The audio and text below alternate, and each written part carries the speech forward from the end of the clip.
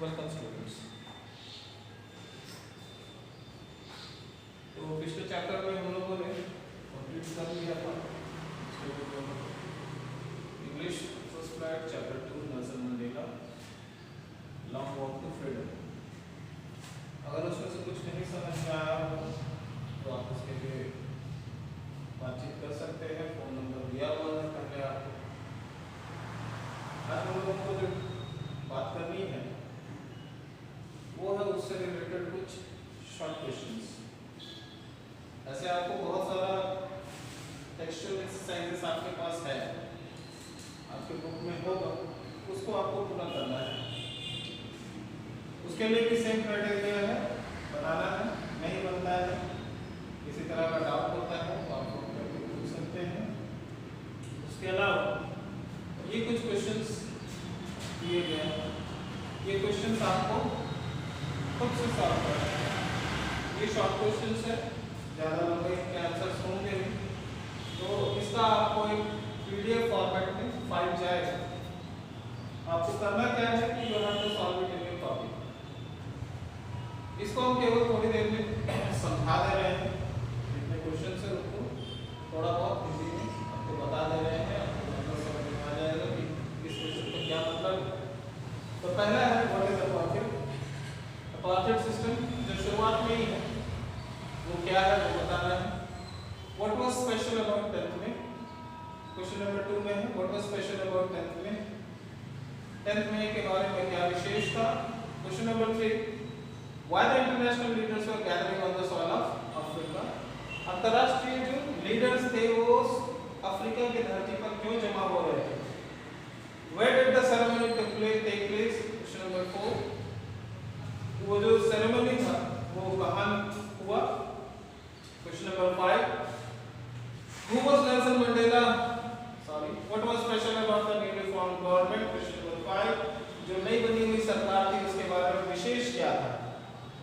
Question number 6 who was Nelson Mandela accompanied with the ceremony with on the ceremony day, Nelson Mandela किसके साथ ceremony वाले दिन किसके साथ गए थे।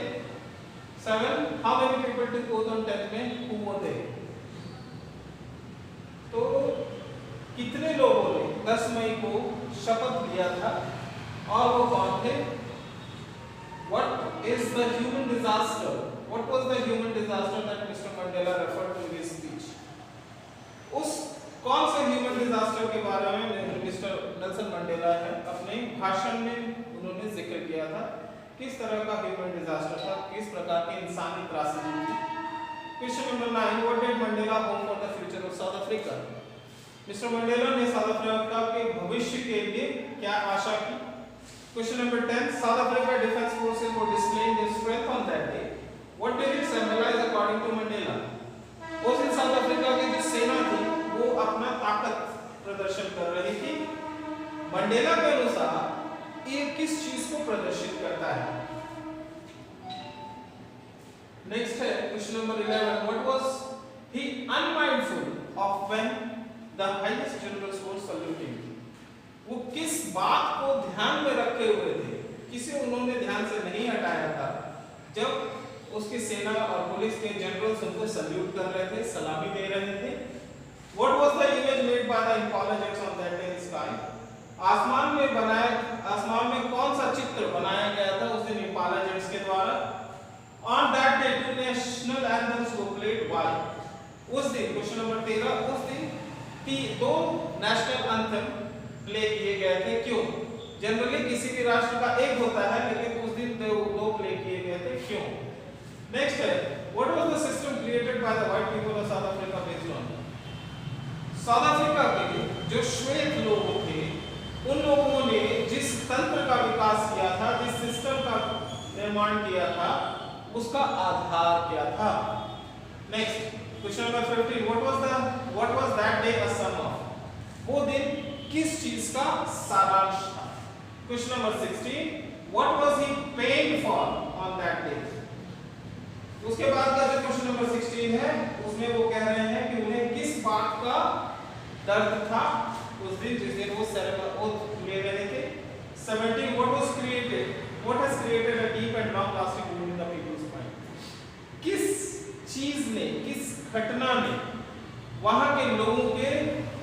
दिमाग पर बहुत लंबे, बहुत गहरे जख्म दिए थे।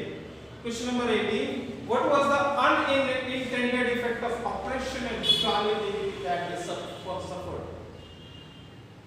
उन्होंने जो दर्द, जो पीड़ा सही थी, उसके कारण क्या प्रभाव पड़ा था?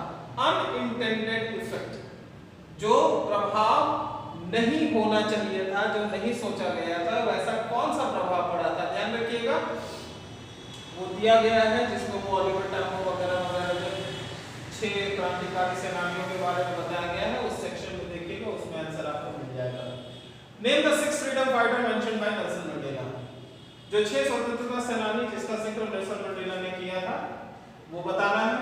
What was the greatest wealth of his country and with whom he has compared them? Question number 20, उस देश की, उनके देश की सबसे बड़ी संपत्ति क्या थी और उसका कंपैरिजन किसके साथ उन्होंने किया है? Question number 21, what is courage according to Mr. Nelson Mandela? Mr. Nelson Mandela के अनुसार courage, साहस क्या होता है? What according to Mandela is a negative thing that a person learns after birth? Nelson Mandela के अनुसार कौन सी नेगेटिव वस्तु है जो इंसान सीखता है जन्म लेने के बाद? If a person can learn to hate, then what can he be taught to? अगर कोई इंसान नफरत करना सीख सकता है तो उसे क्या सिखाया जा सकता है? Question number 23, what made him keep on going in the prison during his tortures? Tortures, वो जब जेल में थे और उनको टॉर्चर, उनको प्रताड़ित किया जाता था, उनको दंडित किया जाता था, तो कौन सी चीज उन्हें आगे बढ़ने के लिए तैयार करती थी? Question number 24, what was his opinion about a man's goodness? किसी इंसान की अच्छाई के बारे में उनका क्या विचार था? What are the 2 obligation of a person as a human being? एक इंसान के तौर पर किसी भी इंसान की कौन सी 2 ऑब्लिगेशंस होते हैं, 2 फर्ज होते हैं? Question number 26, why was it impossible for Mandela and his people to fulfil their 2 obligation? Mandela और उनके लोगों के लिए अपने दोनों कर्तव्यों को पूरा कर पाना क्यों असंभव था? Question number 27, what would happen to the man, what would happen to man in South Africa if he tries to fulfil his duty towards his people? कोई व्यक्ति साउथ अफ्रीका में अगर अपने समाज के प्रति, अपने लोगों के प्रति अपने कर्तव्य को पूरा करने का प्रयास करता है तो उसके साथ क्या होता था? Question number 28, what did prevent him from fulfilling his obligation as a son, a brother, a father or a husband? एक पुत्र, एक भाई, एक पिता और एक पति की तरह अपने कर्तव्यों को पूरा करने से उन्हें क्या रोक रहा था? Next is question number 29. What was the freedom according to him when he was a child? जब वो एक छोटे बच्चे थे तब वो किस चीज को स्वतंत्रता मानते थे? Next question number 30. इसको थोड़ा ध्यान रखिएगा, ये क्वेश्चन सीरीज में है और सभी में आंसर अलग-अलग आएंगे। When was he able to learn that his freedom was an illusion? उनको कब पता चला कि उनकी स्वतंत्रता एक कपोल कल्पना मात्र थी? 31, what was the transitory freedom that he wanted as a student? कौन से क्षणिक स्वतंत्रताओं, कौन से क्षणिक स्वतंत्रता थी जिन्हें वो एक छात्र के तौर पर चाहते थे? 32, what freedom did he want as a young man? एक यंग मैन की तरह, एक नौजवान की भांति उनकी स्वतंत्रता किस प्रकार की थी या किस प्रकार की स्वतंत्रता वो चाहते थे? 33, what was the reason of his for joining the African National Congress? वो अफ्रीकन नेशनल कांग्रेस उन्होंने ज्वाइन किया था, तो क्यों किया था? What did he transform into for the desire of the freedom of his people? अपने लोगों की स्वतंत्रता की चाहत में वो किस रूप में परिवर्तित हो गए थे? Question number 35, when is person unable to enjoy his freedom? कोई व्यक्ति अपनी स्वतंत्रता कब एंजॉय नहीं कर सकता? 36, what according to Mandela freedom, how according to Mandela freedom is indivisible? Mandela के अनुसार फ्रीडम को बांटा नहीं जा सकता है, स्वतंत्रता बंट नहीं सकती है, कैसे? Why according to Mandela oppressor and oppressed Mandela के अनुसार जो दमन करता है और जो दमन जिसके ऊपर दमन होता है, ऑपरेसर एंड ऑपरेस्ड, ऑपरेसर जो दमन कर रहा है, ऑपरेस्ड जिसका दमन किया जा रहा है, तो उनके अनुसार ऑपरेसर और ऑपरेस्ड दोनों एक जैसे हैं। क्यों? 38 why an oppressor is also not free, जो दमन करता है वो भी स्वतंत्र नहीं है। क्यों? 39 what are the oppressor and oppressed robbed of, oppressor और ऑपरेस्ड दोनों की कौन सी चीज लुट जाती है।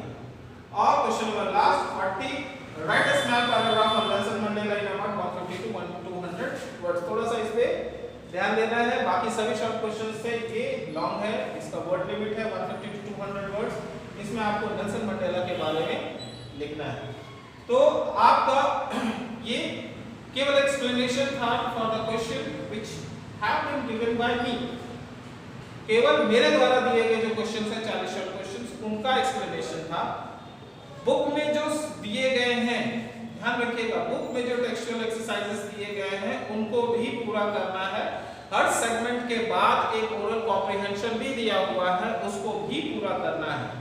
तो किसी भी चैप्टर को पूरा करने के लिए हम कई बार बोल चुके हैं, ये क्लास 10 का है, 10 को तो 9 में भी समझा चुके हैं कि किसी भी चीज को पूरा करने के लिए, किसी भी चैप्टर को पूरा करने के लिए सबसे पहले आपको क्या करना है, तो उस चैप्टर से रिलेटेड जो हार्ड वर्ड्स है एंड मीनिंग्स उसको लिखना है। उसके बाद जो ये शॉर्ट क्वेश्चंस हम दिए हैं उसको लिखना है। उसके बाद जो टेक्सचुअल एक्सरसाइजेस है उनको पूरा करना है। और आप लोगों को ये बात का निर्देश दिया जा रहा है कि आपको वो काम करना ही है और इसी सीक्वेंस में करना है। शॉर्ट क्वेश्चन छोड़े नहीं, जो डाउट होता है उसको जरूर फोन करके पूछ सकते हैं। Thank you.